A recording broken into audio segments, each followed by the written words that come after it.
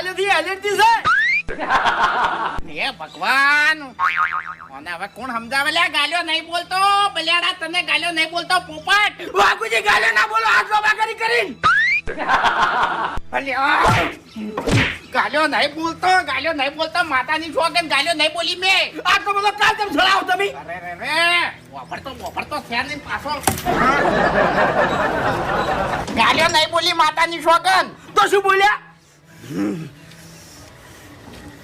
હું ફૂમતા કાકા જોડેથી ચાવી લેતા આવું. આ જલ્દી લેતા આવો અને મને ઘરમાંથી બહાર કાઢો. ઓય તને તો બહાર કાઢું હવે. હા શું બોલ્યા? ચાવી લઈને આવું. હા અલ્યા ચાવી લઈને આવું હવે કુકવા કરે નો એકડ.